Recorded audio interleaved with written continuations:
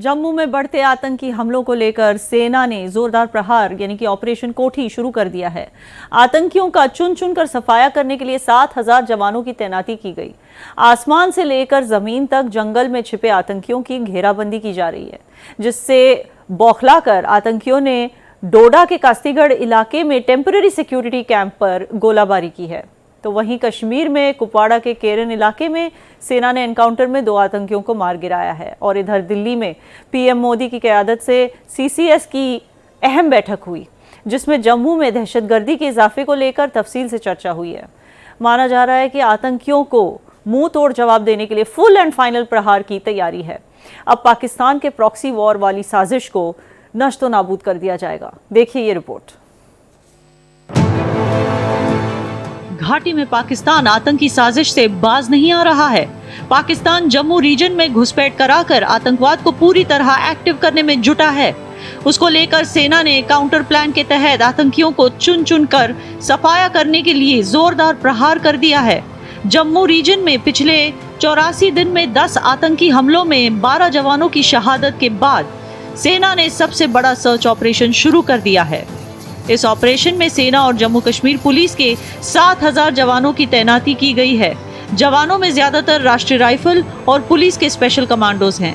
इन्हें डोडा और कठुआ जिले पर पीर पंजाल के जंगलों में उतारा गया है, जहां 5 लोकेशन की पहचान की गई है। सुरक्षा बलों को यहां करीब 24 आतंकियों की मौजूदगी के सुराग मिले हैं। इनमें वो आतंकी भी हैं जिनकी डोडा के देसा जंगल में सेना के साथ मुठभेड़ हुई थी, जिसमें 5 जवान शहीद हुए थे। वहीं हर तरफ से घिरे आतंकियों ने बौखलाहट में डोडा के कास्तीगढ़ इलाके में स्कूल में बने अस्थायी सुरक्षा शिविर पर गोलाबारी की। इसमें 2 जवान घायल हो गए। सुरक्षा बलों ने पूरे इलाके को घेर लिया है। इस जनरल एरिया में सर्च ऑपरेशन हमारा चल रहा था। सारी सिक्योरिटी फोर्सेस जितनी भी हैं यहाँ पे डोडा में, तो सभी सिक्योरिटी फोर्सेस का मिला के एक कोऑर्डिनेशन के साथ ऑपरेशन यहाँ पे चल रहा है। आप सब लोगों ने देखा होगा, कल भी जो हाइडिंग टेररिस्ट है उनके साथ हमारा कांटेक्ट हुआ था और आज भी उनके साथ हमारा कांटेक्ट हुआ है।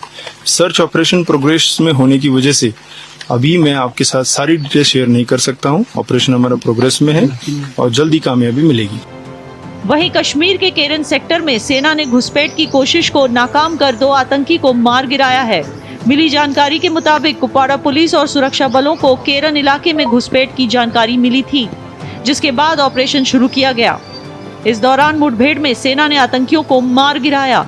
उधर दिल्ली में कैबिनेट की सुरक्षा मामलों की समिति सीसीएस की अहम बैठक हुई। बैठक में पीएम मोदी, गृह मंत्री अमित शाह, रक्षा मंत्री राजनाथ सिंह, वित्त मंत्री निर्मला सीतारमण समेत कई आला अधिकारी मौजूद रहे। सुरक्षा समिति की ये बैठक काफी लंबी चली, जिसमें जम्मू में बढ़ रहे आतंकी हमलों पर विस्तार से चर्चा हुई। माना जा रहा है कि आतंकियों को मुंह तोड़ जवाब देने के लिए सरकार ठोस रणनीति बना रही है। वहीं जम्मू में आतंकी हमले के पीछे पाकिस्तान की खुफिया एजेंसी आईएसआई की साजिश का खुलासा हुआ है। आईएसआई के इशारों पर पीओके में आतंकियों के 3 लॉन्चिंग पैड खोले गए हैं। बॉर्डर पार से 6 पॉइंट से घुसपैठ की कोशिश की जा रही है, लेकिन अब आतंक का सर्वनाश करने का ब्लूप्रिंट तैयार हो गया है। कायर आतंकियों को चुन चुन कर सफाया किया जाएगा। पाक की नापाक साजिश का मुंह तोड़ जवाब दिया जाएगा। Bureau report, Bharat express. और आज के गेस्ट पैनल से आपको मुतारुफ करा दूं, Sanjeev Srivastava, foreign affairs expert, retired major general Dhruv Katoch, रक्षा विशेषज्ञ, और ख्वाजा मतीन, पत्रकार, पाकिस्तान से हमारे साथ शमूलियत करेंगे। बहुत बहुत इस्तकबाल है आप सबका मेरे शो पर। संजीव श्रीवास्तव जी, खून घोलता है मेरा। अपने वीर जवानों की शहादत पे गर्व है, मगर उनके परिवार वालों के आंसू देखकर खून घोलता है मेरा, और पूरे देश का भी। 48 वीरों की शहादत के बाद पीएम मोदी ने सिक्योरिटी बैठक की, मगर क्या बदलेगा, क्या बदला मिलेगा? याना जी, प्राइम मिनिस्टर श्री नरेंद्र मोदी के नेतृत्व का ये जो नया भारत है, वो आतंकवाद की घटनाओं को जवाब देता है। और इसका आप देख चुके हैं कि 2017 से कश्मीर में ऑपरेशन ऑल आउट लगातार जारी है, और उसका परिणाम ये हुआ है कि कश्मीर घाटी में जो आतंकवाद की कमर तोड़ दी गई है। और ये जो आतंकी है अब जम्मू के क्षेत्र में कायरों की तरीके से पीर पंजाल की पहाड़ियों में, घने जंगलों में, गुफाओं में छुप करके हमले कर रहे हैं, और जाहिर है कि इनका भी खात्मा आने वाले समय में, आने वाले दिनों में कर दिया जाएगा, उसमें कोई दो राय नहीं है। और दूसरा जो ये पूरा आतंकवाद का जो तंत्र है, जिसको कि पाकिस्तान में वहाँ के जो आका हैं उसको सपोर्ट करते हैं, पाकिस्तान की आर्मी और आईएसआई और आतंकी संगठनों के माध्यम से ये जो इन्फिल्ट्रेशन को कराए जाने की साजिशें आज भी जारी हैं। और जैसा कि आपने बताया कि केरन के सेक्टर में 2 आतंकियों को आज ही ढेर किया गया है। तो ये इन्फिल्ट्रेशन के जो साजिशें पाकिस्तान लगातार कर रहा है। जो टेरर कैंप्स हैं पाकिस्तान ऑक्युपाइड कश्मीर में, वो लगातार वहां पर ऑपरेट हो रहे हैं। और मेरा ऐसा मानना है कि इस तरीके के जो आतंक की जो जड़ें हैं, जहां से ये आतंकी आते हैं, वहां पर भी प्रहार करना आज के समय की आवश्यकता है। समय आ चुका है। मेरा ऐसा मानना है कि भारत की सरकार निसंदेह इस संदर्भ में रणनीतियां बना करके यथोचित समय पर कड़ी से कड़ी कार्रवाई, कठोर से कठोर और बड़ी कार्रवाई करेगी और आतंकियों को मुंहतोड़ जवाब दिया जाएगा। इस तरीके की आतंकी घटनाएं भारत बर्दाश्त नहीं करेगा। याना जी, इस तरीके की रणनीतियां जो बनाई जाती हैं उसमें थोड़ा समय अवश्य लगता है, लेकिन जैसा कि मैंने कहा कि भारत सरकार की आतंकवाद के प्रति जीरो टॉलरेंस की पॉलिसी है। और ये जो आतंकी जिन्होंने जो घटनाएं की हैं वो बख्शे नहीं जाएंगे और उनको करारा जवाब और उनको करारा जवाब मिलेगा, मगर कैसे और कब मिलेगा संजीव जी, और मुंह तोड़ जवाब कैसे और कब मिलेगा, यही तो देश की जनता जानना चाहती है। मेजर जनरल ध्रुव, सेना ने बड़ा ऑपरेशन कोटी शुरू तो कर दिया है। 8 ड्रोन हेलीकॉप्टर्स, 40 खोजी कुत्ते, 7,000 जवानों की तैनाती, सर्च ऑपरेशन का चौथा दिन, मगर कामयाबी कोई खास हासिल नहीं हुई। क्या नया करने की जरूरत है? याना जी, आपको, मेरे फेलो पैनलिस्ट को और आपके शो को देखने वालों को सबको नमस्कार। अभी देखिए, जहाँ तक तो इस समय पर जो ऑपरेशन चल रहा है, इस प्रकार के ऑपरेशन तो चलते रहेंगे। जिन उग्रवादियों ने इस प्रकार का हमला किया है वो भी खत्म हो जाएंगे, लेकिन इससे मामला हल नहीं होगा, क्योंकि प्रॉब्लम ये उग्रवादी जो है, ये ये चेस पीसेस के पॉन्स बोलते हैं इनको, ठीक है। ये एक्सपेंडेबल हैं और ये आगे अभी हम 10 मारेंगे, 20 मारेंगे, 100 मार देंगे, 200 मार देंगे, उससे ये प्रॉब्लम हल नहीं होगा, क्योंकि पाकिस्तान में ये ट्रेन होते हैं और वहीं से जितने मरेंगे और पाकिस्तान भेजता रहेगा। तो अगर इसका सोल्यूशन हमने ढूंढा है, लॉन्ग टर्म सोल्यूशन अगर हम इसकी बात करना चाहते हैं, तो इसकी जड़ जो है वो पिंडी में है। और जिस प्रकार से दुख भारत को हो रहा है, उसी प्रकार की पीड़िता जो है ये पाकिस्तान की सेना को लगाना पड़ेगी। ये बात इन पैदों की नहीं है। ये टेररिस्ट तो हम आज नहीं, कल परसों, इनकी जिंदगी लिमिटेड है, ये खत्म हो जाएंगे, इनकी मौत लिखी गई है। लेकिन पाकिस्तान की सेना को जब तक दर्द नहीं होगी, ये मामला चलता रहेगा। इसीलिए अभी आपने कहा था कि केरन सेक्टर से इन्फिल्ट्रेशन हुआ है। अगर वो इन्फिल्ट्रेशन केरन सेक्टर से हुआ है, 2 उग्रवादी तो हमने वो मार दिए, लेकिन वो सपोर्ट किसने किया उन 2 उग्रवादियों को? जो उनके पोस्ट हैं, इर्द गिर्द के पोस्ट हैं, वहां से उनको सपोर्ट मिला है। ये भी उनकी तरफ से एनिमी एक्शन हुआ है, क्योंकि ये उग्रवादी पाकिस्तान की ये लाइन ऑफ कंट्रोल के उस तरफ से आए हैं, ऑक्युपाइड गिलगित बाल्टिस्तान से आए हैं। इसका मतलब ये है कि पाकिस्तान सेना इसमें इसका हाथ शामिल है और जो सीज फायर है वो पाकिस्तान ने भंग कर दिया है। ये जो पोस्ट जो उनको शरण देते हैं, उनको सपोर्ट करते हैं, मेरी अपनी राय से उन सबको खत्म कर देना चाहिए। मिलिट्री एक्शन के साथ, आर्टिलरी के साथ, जो भी जिस प्रकार से भी फौज करना चाहती है, लेकिन उनको वहां पर रहने का हक नहीं है, क्योंकि जो उन्होंने कार्रवाई की है वो सीज फायर की वायलेशन की है और उनको भी हम दुश्मन के नजरिए से इस समय पर देखेंगे। आपके जवाब से कुछ ऐसा महसूस हो रहा है कि आप इस तरफ इशारा कर रहे हो कि अब की बार जो स्ट्राइक होगा, सर्जिकल स्ट्राइक, वो सीधे रावलपिंडी में ही होना चाहिए। बहरहाल आपने एक और चीज का जिक्र किया, जिसका सवाल लेके मैं ख्वाजा मतीन साहब के पास जाऊंगी। आपने कहा कि जितने मारेंगे उतने आ जाएंगे। ख्वाजा मतीन साहब, कैसा मुल्क है आपका? कसम से, मतलब मैं सीरियसली पूछ रही हूँ। इतने मरते हो, एक दूसरे को मारते हो, कभी बलूचिस्तान के नाम पे, कभी सुन्नी शिया के नाम पे, कभी तहरीके तालिबान की जानिब से, कभी भारत में प्रॉक्सी वॉर करके इतने मारते हो और इतने मरते हो, मगर जितने मरते हो उतने ही और आ जाते हो। अफसोस के साथ पूछना पड़ रहा है, कौन सा पैंडेमिक, कौन सी महामारी चल रही है आपके मुल्क में? नस्ल में क्या खराबी है? सीरियसली पूछ रही हूँ। देखिए याना जी, आपने जो गुफ्तगू फरमाई है अभी, ये आपका एक जहन बन गया है, एक आपकी जहन साजी हुई है कि आपको इस तरह महसूस होता है।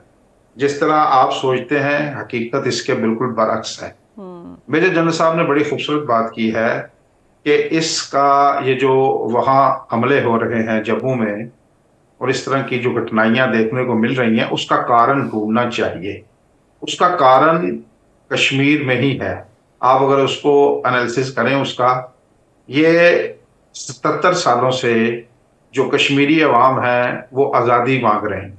अगर आप उनको आज़ादी नहीं देंगे तो ये मकामी कश्मीरी हैं, ये फिर अपनी जद्दोजहद इनकी, मैं इनको फ्रीडम फाइटर के नाम से पुकारता हूँ। आप उन्हें आतंकवादी कहते हैं, लेकिन मेरे नज़दीक वो फ्रीडम फाइटर हैं। और जो फ्रीडम फाइटर फाइटिंग का उन्हें हक दिया है वो यूनाइटेड नेशन की जो रेजोल्यूशन है उसके मुताबिक वो अपनी जद्दोजहद कर रहे हैं। तो पहली बात तो यह है कि कारण वहीं ही है। आप उनको आज़ादी दे दीजिए कश्मीरियों को, तो ये जो हमले हैं ये भी बंद हो जाएंगे। और दूसरा जो आपने इल्ज़ाम लगाया है कि ये पाकिस्तान की मदद से हो रहे हैं, तो इसका सबूत पेश कीजिए। पाकिस्तान की इसमें कोई हाथ नहीं है, किसी जगह से कोई ऐसे लोग नहीं आए, ना कोई आपके पास सबूत हैं। बिना सबूत के पुरानी चीज़ों के हवाले देकर उन्हीं बातों को दोहरा रहे हैं। ऐसी कोई कार पूरी दुनिया में ऐसा कोई सबूत नहीं है आप जिसके लोग तहत पुराने ये जो डिनायल कश्मीरी मोड को फ्रीडम दोहरा रहे हैं। एक बात मैं आपको वाजिया कर दूं ख्वाजा मतीन साहब, हमारे साइड से तो नहीं, मगर आपके तरफ के कश्मीर में अब भी लोग आज़ादी के सपने देखते हैं। अगर आप लोग दोस्ती देखिए ना, डायलॉग आप चाहते हो, इन चीज़ों को सुनिए गलत मेरी बात, तरीके से सुनिए मेरी बात। आप कह रहे हैं सबूत नहीं है, सबूत नहीं है, लेकिन मैं आपको बता दूं कि जो भी मारे गए हैं उनमें से कोई भी जम्मू कश्मीर का बाशिंदा नहीं था। जो मारे गए हैं वो सारे फॉरेन टेररिस्ट थे और उनके साथ पाकिस्तानी आईडी बरामद हुए हैं। अगर दोस्ती डायलॉग चाहते हो तो क्यों अपनी तरफ वालों को काबू में नहीं करते? आपके पास है अयाना आपके पास आईडी है तो मुझे दिखा दें। ये सारे के सारे मकामी फ्रीडम फाइटर हैं जो अपनी आजादी के लिए जद्दोजहद कर रहे हैं। आपका मेजर एक वतीरा जनरल बन गया कटोच, है। क्या आप बता सकते हैं कि आईडीज जो बरामद हुए हैं, पाकिस्तानी फूड पैकेट जो बरामद हुए हैं, उनकी तस्वीरें कब आएंगी? और अगर आ भी गई तो आप लोग उसको कहां मानोगे? आप लोग कहोगे कि हमने बाजार से लेकर वहां उनके बगल में रखकर फोटो ली है। आप कौन सा, आपने आज तक जितने भी डॉसिया साहब को जितने भी सबूत दिए, आपने कौन से सबूत को माना है जो इस बार कह रहे हो कि हमें सबूत दिखाइए? अगर आपके पास है, जम्मू में अभी हमले हुए हैं या केरल कौन से सबूत को मानेंगे आप? पहले ये बताइए कौन से सबूत को मानेंगे? ख्वाजा मतीन साहब, सिंपल क्वेश्चन है, सिंपल क्वेश्चन है, कौन से सबूत को आप मानेंगे? कौन से सबूत को, कौन से सबूत को मानेंगे? जो बात, एक मेरी बात सुनिए ना। आप फोटोग्राफ्स की बात कर रहे हैं, डॉसियर की बात कर रहे हैं, प्रोग्राम में तो मदद कर लेते हैं। कौन से सबूत को मानेंगे? मेजर जनरल साहब ने एक बड़ा अच्छा जुमला बोला है, मुझे उसका जवाब देना है। उन्होंने फरमाया है, मेजर जनरल साहब ने बड़े काबिल एहतराम है हमारे लिए, उन्होंने कहा है कि सारा मसला पिंडी में है और आपने उनको शह दी है कि इसकी बार हम हमला करेंगे पिंडी पर। तो आप डर गए? पहले जो आपके पायलट आए थे अभिनंदन, डर गए आप? पिला के हमने वापस भेज दिए थे। हाँ। तो आप अगर इस तरह का कोई इरादा रखते हैं तो इधर कौन से कुछ चूड़ियां पहन के बैठे हैं लोग। हाँ। आप आइए, आपका इस्तकबाल आप किया तो जाएगा। बोल कर नहीं आएंगे, जैसे बोल कर नहीं आएंगे, डोंट वरी, आपका भी इस्तकबाल किया जाएगा। आप ये चूड़ियां नहीं पहनी है तो पहना देंगे, जैसे मोदी जी ने कहा था। यहाँ पे फूल लेके आपके लिए खड़ा है, आप मसला अपने घर में ढूंढिए। जो फ्रीडम फाइटर है वहां के मकामी लोग हैं और जो जद्दोजहद कर रहे हैं, पिंडी भी हमारे ही घर का हिस्सा था, उसको हम लेंगे जरूर पीओके के साथ। Sanjeev ji, attack is the best form of defence, यानी कि घर में घुस के मारना होगा। क्या इजराइल से सीखना है हमें कि कैसे घर में घुस के मारा जाता है? किस चीज की देरी हो रही है? इसको टाइम क्यों लग रहा है इतना? याना जी, टाइम इसमें जो लग रहा है वो रणनीतियां बनाने में जो समय लगता है वो सिर्फ उतना ही समय है। और इसके विरुद्ध भारत कड़ी से कड़ी बड़ी कार्रवाई करेगा, इसमें कोई दो राय नहीं है। और जैसा कि मैंने कहा कि आतंकवाद की घटनाओं को ये नया भारत बर्दाश्त नहीं करता है। एक बात मैं और यहाँ पर आपके चैनल के माध्यम से कहना चाहूंगा कि जो जम्मू का जो क्षेत्र है याना जी, उसके ऊपर भी जो कश्मीर में जो रणनीतियां अपनाई गई उसको भी पूरी तरीके से जम्मू के क्षेत्र में भी लागू करना होगा। इन्फिल्ट्रेशन तो हो ही रहा है, उसके ऊपर लगाम लगाने की आवश्यकता है। इंटेलिजेंस ग्रिड को पूरे जम्मू के रीजन में भी मजबूत करने की आवश्यकता है। और जो पीर पंजाल और पुंछ राजौरी के जो जंगल है, वहां पर एक सघन अभियान जो कि चल रहा है, ये तब तक अभियान इसको चलाना होगा चाहे इसमें कितना भी कठिनाई क्यों ना आए, कितना भी समय क्यों ना लगे। इस पूरे एरिया को सैनिटाइज करना आज के समय की सबसे बड़ी आवश्यकता है, और जो कि मेरा विश्वास है कि ये भारत की जो फोर्सेस हैं वो लगातार इस कार्य में लगी हुई हैं, और ये कार्य तब तक नहीं रुकेगा जब एवरी सिंगल जो फॉरेन टेररिस्ट है, जो पाकिस्तान से आए हुए जो टेररिस्ट हैं, उनका खात्मा नहीं हो जाता। ख्वाजा मतीन जी को मैं एक प्रश्न पूछना चाहता हूं, जरा उनका जवाब मैं सुनना चाहता हूं। ये जो तहरीके तालिबान पाकिस्तान है, उसको आप फ्रीडम फाइटर मानते हैं? Balochistan liberation army, Balochistan liberation front भी फ्रीडम फाइटर्स हैं, आप इसको मानते हैं? जो पाकिस्तान के अंदर अलगाववादी जो मूवमेंट चल रहे हैं, वो भी तो फ्रीडम फाइटर है, क्या उसको आप फ्रीडम फाइटर मानते हैं? अरे अब तो ईरान भी इन पर अटैक्स कर रहा है, कहां से दुश्मनी लेंगे ये चाइना की दोस्ती के भरोसे पर। सुन लीजिए, ये जो मुद्दा है कश्मीर का, इसका जो ये कजिया जो है ये यूनाइटेड नेशन में मौजूद है, और जो कश्मीरी लोगों को अपनी आजादी के लिए जद्दोजहद के लिए यूनाइटेड नेशन ने अप्रूवल दे रखा है। फ्रीडम फाइटर मानते हैं?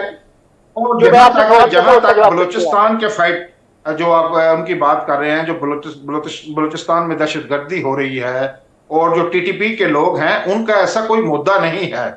ये जो इंटरनेशनल इशू है कश्मीर, उसको आप बलूचिस्तान से टीटीपी से नथी कर सकते हैं। वो तो स्वतंत्र देश बनाना चाहते हैं, अपनी आवाज के लिए लड़ रहे हैं। फ्रीडम फाइटर मानते हैं कि नहीं मानते? आप बताइए। यूनाइटेड नेशन में तस्लीम कर रखा है, तो इन दो बातों का फर्क जान लीजिए। ये जो कश्मीरी दोहरा चरित्र है ना, आपका ये दोहरा चरित्र है, इसी वजह से 1948 की बात करने वाले ख्वाजा मतीन साहब, 2024 में आ जाइए।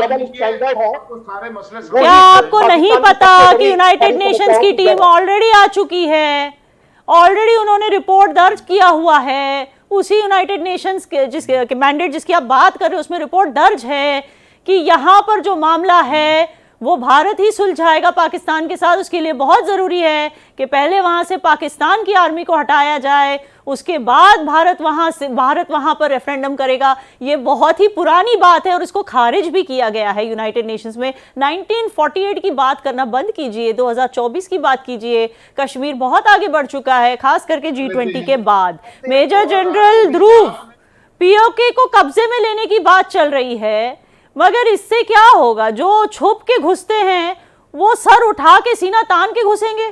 लॉन्च पैड्स और ट्रेनिंग सेंटर्स को उड़ा देने से क्या खास बदलेगा?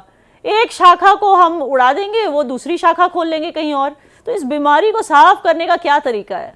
देखिए, बीमारी को साफ करने के ये मिलिट्री ऑपरेशन तो एक है ही, डिप्लोमेटिक और पॉलिटिकल और इकोनॉमिक जो कदम है वो तो भारत इस समय पर बहुत अच्छी तरीके से कर रहा है।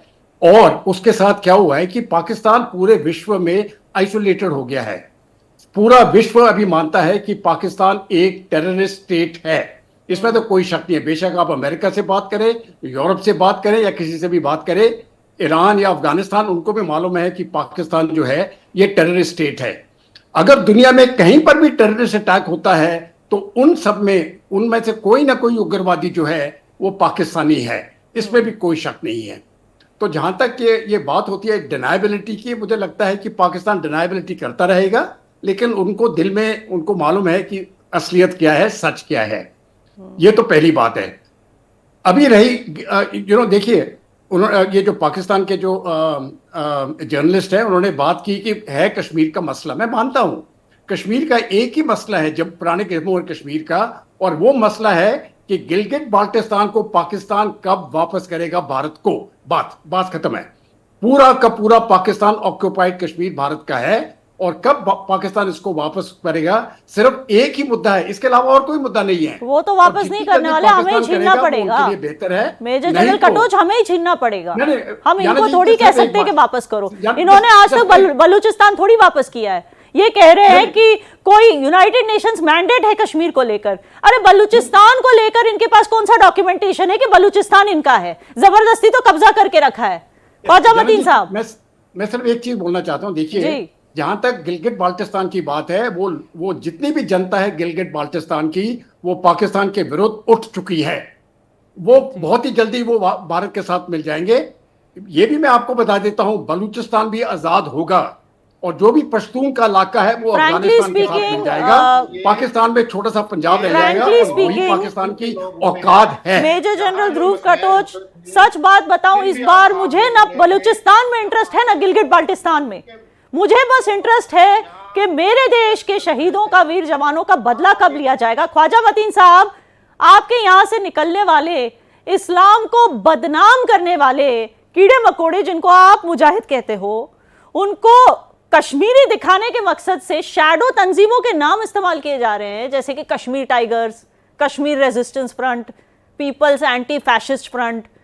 खुद को पाकिस्तानी बताने में शर्म आती होगी बेचारों को, मगर इससे दुनिया भर में कश्मीरी कौम कितनी बदनाम हो रही है, इसका जरा सा भी एहसास है आईएसआई को?